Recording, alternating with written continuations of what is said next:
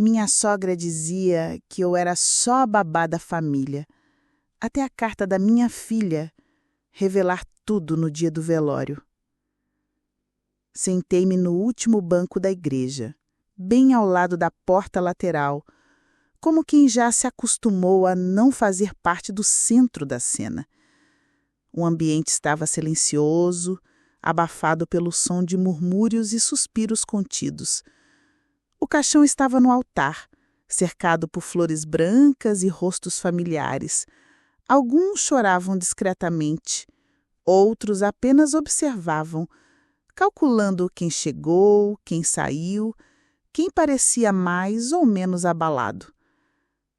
Aquela era a despedida de Dona Lourdes, minha sogra, a mulher que durante mais de uma década me lembrou de todas as formas possíveis que eu não fazia parte daquela família. E mesmo agora, naquele último adeus, eu sabia que minha presença ali seria questionada. Afinal, como ela mesma dizia, babás não são da família, são funcionárias que vivem de favor. Essa frase ecoava na minha cabeça como uma tatuagem invisível que o tempo nunca conseguiu apagar. Durante muitos anos eu realmente acreditei que era isso que eu era, uma babá. Alguém que cuidava das crianças enquanto os adultos da família resolviam a vida. Alguém que deveria agradecer por ter um teto, mesmo que estivesse ali limpando, cozinhando, servindo. Sempre servindo. Mesmo grávida, mesmo cansada, mesmo humilhada. Entrei naquela casa como nora, mas fui tratada como empregada. E quando tentei reclamar, me chamaram de ingrata. Quando chorei, disseram que era drama. Quando me calei, acharam que era acomodação. Eu estava ali no velório não por apego, mas por dever. Porque foi naquela casa que nasceu minha filha, foi naquele lar que aprendi a engolir choro, a fingir força, a suportar sorrisos falsos enquanto limpava as mesmas louças que todos sujavam sem agradecer. Naquela manhã, eu não queria ser notada. Só queria que tudo passasse logo. Mas o destino parecia ter planos diferentes. Enquanto o padre falava sobre legado, família e memórias, palavras bonitas que pouco combinavam com a verdade daquela mulher, minha filha Ana se levantou do banco, com um envelope amassado nas mãos e os olhos marejados. Pensei que fosse até o altar para rezar, mas ela foi direto ao microfone.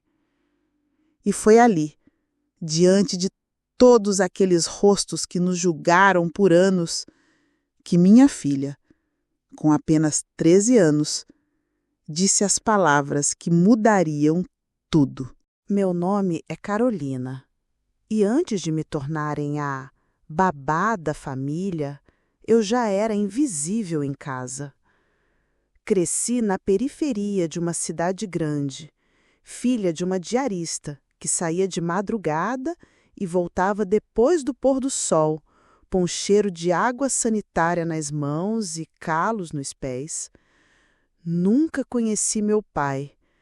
Mamãe dizia que ele era um homem sem coragem, que não ficou nem para ver ultrassonografia. Na escola, eu era a menina que repetia roupa, que trazia lanche na sacola do mercado e fingia que não se importava quando as outras meninas riam. Aprendi cedo que o mundo não é gentil com quem vem de baixo, que gente como a gente só tem duas opções: calar ou lutar.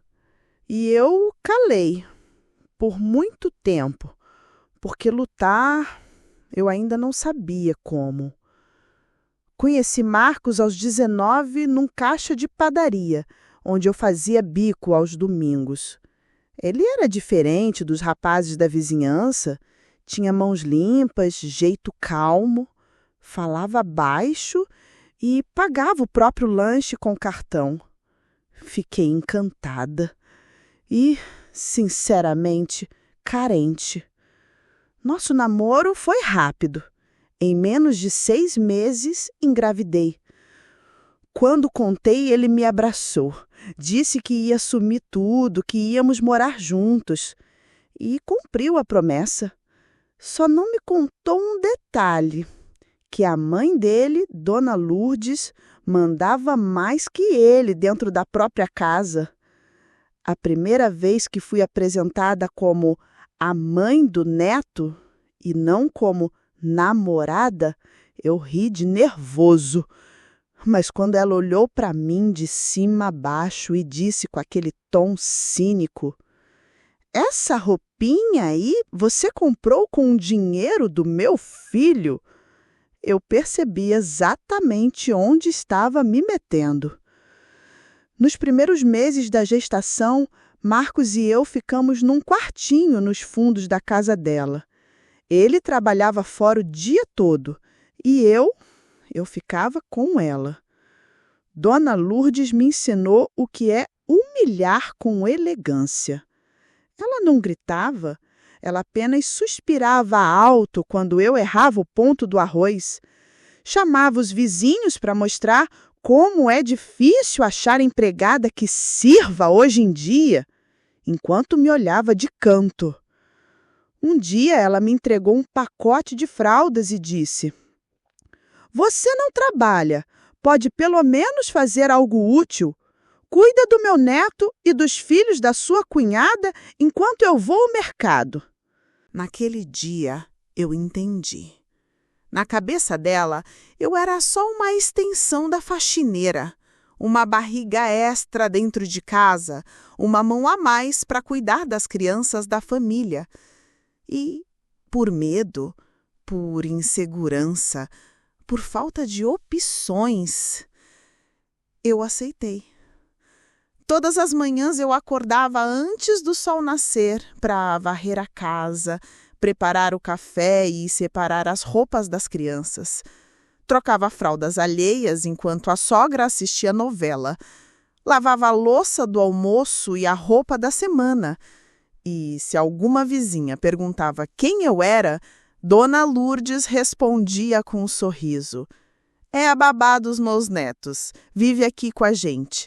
Uma boa moça, simples, sem instrução, mas prestativa." Marcos nunca me defendeu. Nunca me chamou de esposa em público. Dizia que era melhor não criar conflito com a mãe. Eu dormia ao lado de um homem que dizia me amar, mas me deixava ser diminuída todos os dias. E o pior é que eu comecei a acreditar que aquilo era normal, que talvez eu merecesse mesmo aquele lugar. Mas minha filha, Ana, ela via tudo. Pequena, quieta, mas atenta. Ela me olhava com olhos de quem já entendia mais do que devia.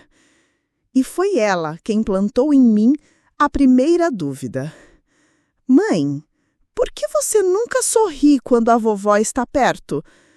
Foi numa tarde abafada de fevereiro que tudo desmoronou. Ou talvez finalmente começar a se reconstruir. Ana tinha 8 anos. Estava na sala com os primos assistindo o desenho. Eu lavava a louça, tentando ignorar as dores nas costas, os pés inchados e o enjoo que não passava. Estava grávida de novo. Marcos achava que isso poderia acalmar a sogra, unir mais a família. Mas Dona Lourdes recebeu a notícia com a frieza de sempre. Mais uma boca para alimentar. E quem vai cuidar? Claro que não é o pai, é a babá de sempre. Naquele dia eu deixei a torneira ligada e chorei em silêncio de costas para todos. Mas o que aconteceu no dia seguinte foi pior. Ana correu até meu quarto aos prantos. Tremia tanto que mal conseguia falar. Abracei minha filha com força. "O que foi, meu amor? Fala para a mamãe." Ela fungou com a voz entrecortada: "A vovó... A vovó disse que eu sou igual a você, que nasci para servir, que quando crescer ninguém vai querer casar comigo porque a gente é pobre, porque a gente fede. Meu mundo parou. Aquilo não era mais sobre mim. Não era sobre fraldas, panelas, humilhações contidas. Era sobre minha filha, sobre a infância que eu estava deixando ela viver num lugar onde era tratada como inferior, onde aprendia que pobreza era defeito, que humildade era vergonha, que dignidade não valia nada se não tivesse grife. Tirei a mão da barriga, respirei fundo. Quando entrei na sala, Dona Lourdes estava sentada na poltrona, com uma xícara de chá na mão, assistindo o programa da tarde. Sem desviar os olhos da TV, disse: "Pode deixar que já dei um corretivo na sua filha. Tá virando respondona igual a você. Nem parece criada aqui dentro." Eu me aproximei. Pela primeira vez em anos, sem abaixar a cabeça. Ela não vai mais ser criada aqui dentro. Como é? A Ana. E eu. Vamos embora. Hoje. Dona Lourdes riu. Riu com aquele deboche de quem não acredita no que ouve. Vai pra onde, querida? Vai parir na rua? Vai viver do quê? De fazer marmita pros vizinhos? Acorda, Carolina. Você só sobrevive aqui porque eu deixo. Foi quando Marcos entrou na sala. Ouviu tudo e ficou calado. Naquele momento, eu não esperava que ele me defendesse. Mas o silêncio dele confirmou tudo. Eu estava sozinha. Fui até o quarto, arrumei 2 mochilas com as roupas da Ana, alguns documentos e o dinheiro que eu havia guardado vendendo bolos no portão da escola. Peguei minha filha pela mão e, sem dizer mais nada, saí. Marcos não me impediu. Nem uma palavra. A última imagem que tenho daquela casa é da Dona Lourdes, sentada na poltrona, com o olhar cheio de desprezo e a certeza de que em poucas semanas eu estaria de volta pedindo esmola. Ela estava errada. A primeira noite fora daquela casa foi numa pensão simples, perto da rodoviária. O quarto cheirava a mofo, as paredes tinham marcas de infiltração e a janela emperrada deixava passar o barulho da avenida.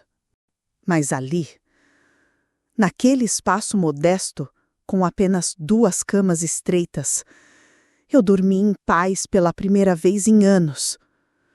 Sem julgamentos, sem ordens. Só o som da respiração leve da Ana ao meu lado me bastava. No dia seguinte, comecei a procurar algum lugar fixo para morar. Com o pouco que havia economizado, o que coube em notas pequenas escondidas no fundo da gaveta de meias, consegui alugar um pequeno cômodo no fundo da casa de uma senhora viúva chamada Dona Norma. O espaço era apertado, o banheiro era compartilhado, mas o teto era nosso. Ali, plantei o que viria a ser o primeiro lar verdadeiro da minha filha. Ana me ajudava em tudo, e mesmo sem entender todos os detalhes do que estávamos vivendo, ela parecia feliz. Disse isso enquanto lavava uma caneca com suas mãos pequenas. Lá a senhora ri mais, mamãe. Lá a senhora só suspirava.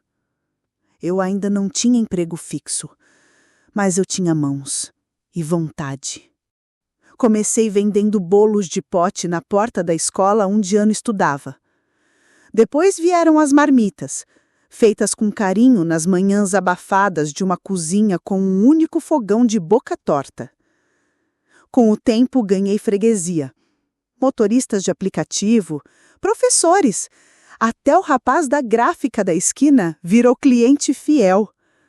Cada elogio que eu ouvia me devolvia um pedaço da autoestima que Dona Lourdes havia arrancado. Enquanto isso, Ana florescia. Estudava com afinco, fazia desenhos colando recortes de revistas e escrevia cartas como se fossem diários. Foi numa dessas cartas que encontrei um bilhete que me fez chorar. Mamãe, eu gosto de morar aqui, mesmo que seja apertado. Aqui a gente é livre. Aqui a senhora é feliz. Aqui eu sou filha de uma mulher corajosa. Dobrei aquele papel com cuidado e guardei numa caixinha junto com minhas economias, porque naquele bilhete estava o motivo pelo qual eu continuei, pelo qual eu não voltei. Passaram-se 2 anos. Minha barriga agora estava vazia. O segundo bebê nasceu e cresceu saudável. Marcos nunca procurou saber e, sinceramente, eu não sentia falta. Eu havia aprendido a fazer sozinha. Trabalhava durante o dia. Estudava à noite com vídeos na internet sobre culinária profissional e organização de negócios. Criei um pequeno cardápio. Ganhei confiança e, com a ajuda da dona Norma, montei uma cozinha improvisada no quintal. Ali surgiu a semente do que mais tarde se tornaria o Sabor de Casa, minha primeira marca registrada. Simples, com pratos acessíveis, mas cheios de tempero de verdade. E o mais importante, era tudo meu.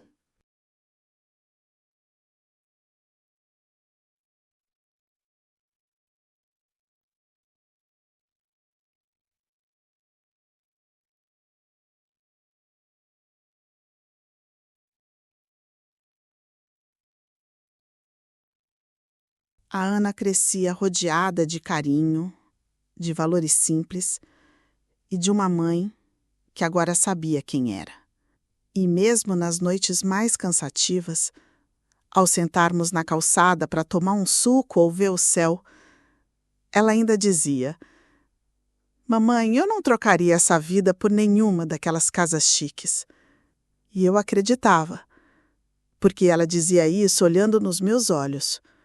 Fazia 3 anos que eu não colocava os pés naquela casa. O portão continuava o mesmo, azul desbotado, com a tinta descascando nas bordas. Mas algo estava diferente. O silêncio, a falta de gritos, de ordens, de passos apressados no quintal. Dona Lourdes havia morrido. Um AVC fulminante. Assim me contou a cunhada num telefonema curto e seco, como quem cumpre obrigação. A senhora pode vir ao velório. Afinal, foi na hora dela, né?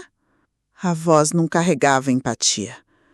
Era mais um lembrete da posição que eu supostamente ocupei.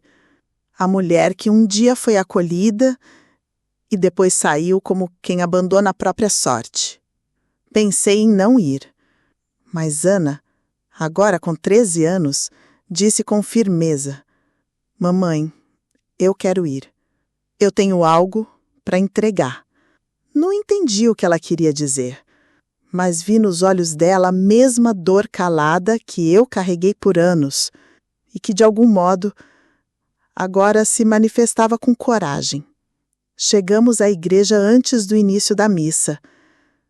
As pessoas nos olhavam como se vissem fantasmas. Ninguém nos cumprimentou. Marcos estava lá, claro, com a mesma expressão de neutralidade covarde. Ao seu lado, 2 tias cochichavam algo entre risos abafados. Nos sentamos no fundo. Fiquei em silêncio o tempo todo, respirando devagar, lembrando de cada dia em que lavei o chão daquela casa grávida, de cada vez que fui chamada de boca mais, de imprestável, de encosto. Mas agora eu não era mais aquela mulher. E minha filha também não era mais a menininha que chorava por não saber por que a vovó Mu gostava dela. Quando o padre terminou a homilia, ele pediu: "Alguém da família gostaria de dizer algumas palavras?" Ana se levantou. A princípio, achei que ia apenas rezar, mas ela tirou um envelope do bolso do casaco e caminhou até o microfone. As conversas cessaram. Todos a observavam. Essa é uma carta que eu escrevi para minha avó, mas que não tive tempo de entregar. Ela respirou fundo, a voz firme, sem tremores. Vovó, eu perdoo a senhora. Perdoo por nunca ter me abraçado, por dizer que eu era igual à minha mãe, como se isso fosse uma ofensa. Perdoo por nunca ido a uma apresentação minha na escola, por nunca perguntar se eu estava com febre, por só lembrar de mim quando precisava de alguém para segurar os primos. Mas quero que a senhora saiba de uma coisa. A mulher que a senhora tratou como empregada é a melhor mãe do mundo. Foi ela quem me ensinou o que é respeito, o que é amor sem condição. Foi ela quem segurou minha mão quando eu achei que era feia, burra e pobre demais para ser amada. A senhora me chamou de serva, mas eu nasci filha de uma rainha. O silêncio que se seguiu foi absoluto. Alguém engasgou no banco da frente. Marcos abaixou a cabeça. 2 tias se levantaram e saíram envergonhadas. Ana desceu do púlpito sem olhar para ninguém. Sentou-se ao meu lado e segurou minha mão. Eu chorei em silêncio, mas não de dor, de alívio, de orgulho, de libertação.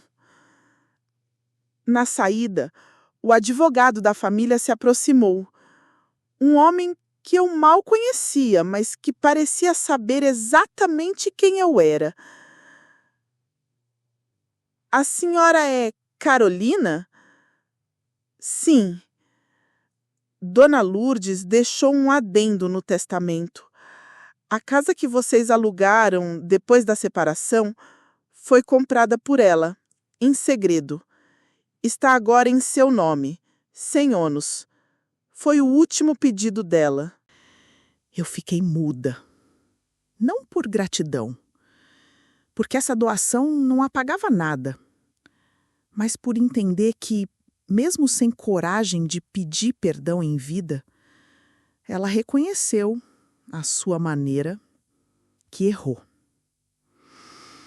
Depois do velório, voltamos para casa em silêncio. Ana encostou a cabeça no vidro da janela e ficou olhando a rua passar, como se as imagens fossem pedaços de lembranças que ela precisava deixar para trás. Eu dirigia devagar, sentindo o coração bater num ritmo estranho, um misto de alívio e tristeza, de justiça e melancolia. Dona Lourdes havia partido.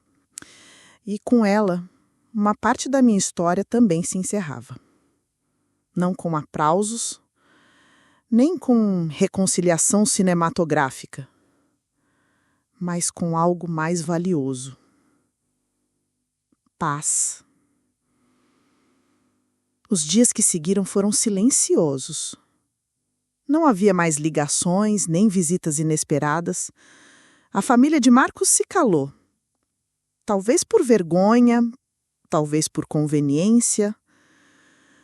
Alguns chegaram a comentar que Ana foi indelicada, que não era hora para desabafos. Mas ninguém, absolutamente ninguém, perguntou se ela estava bem.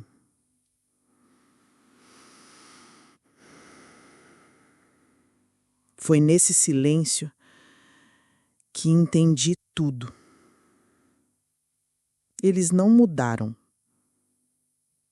Só recuaram.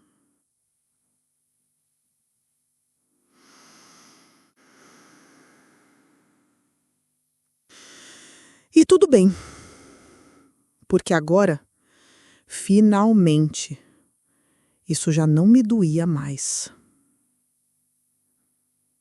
A casa onde morávamos, agora legalmente nossa, ganhou cores novas. Ana pintou o portão de amarelo. Para trazer sol, ela disse. Compramos novas cortinas, troquei o colchão, que afundava no meio, e, pela primeira vez, montei uma pequena estante com livros de receitas, administração e empreendedorismo. Não era luxo, era conquista. O negócio das marmitas cresceu. Clientes indicavam outros. Recebi convites para eventos, feiras gastronômicas, até um programa de rádio local que sabia a história da mulher que venceu com comida e coragem. Recusei os holofotes. Não queria fama. Queria estabilidade. Ana, por outro lado, florescia. Passou a escrever com mais frequência. Cartas, crônicas, pensamentos. Certa noite, me mostrou uma redação que havia escrito para a escola. O tema era: quem é o seu maior exemplo de vida?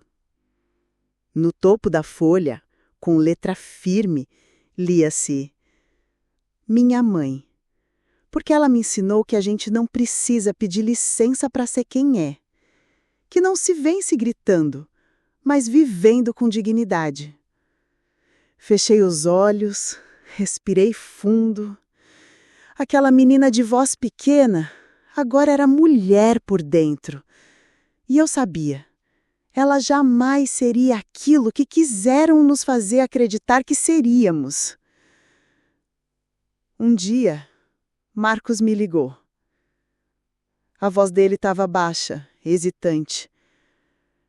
Eu ouvi o que aconteceu no velório. Queria pedir desculpas por nunca ter feito nada. Eu não respondi, porque o silêncio às vezes diz mais que qualquer frase. Se precisar de alguma coisa, obrigada. Mas hoje em dia, eu já sei me virar. Ele não ligou mais. E pela primeira vez, isso não me incomodou. Porque eu entendi. Não era sobre ausência, era sobre presença. A minha. A que eu finalmente havia reconquistado dentro de mim. Nos fins de semana, Ana e eu ainda sentamos na varanda, tomamos café coado e rimos das coisas pequenas. Às vezes ela relembra a carta que leu na igreja. Diz que não sabia de onde tinha tirado coragem. Você tirou de mim, filha. Não, mãe. Você me deu. Essa troca resume tudo. Hoje, temos pouco mais do que tínhamos antes, mas temos tudo o que precisamos. Dignidade, silêncio quando queremos, voz quando precisamos. E se a história da babá da família se espalhar, que espalhe. Porque agora todos sabem que a babá era a rainha.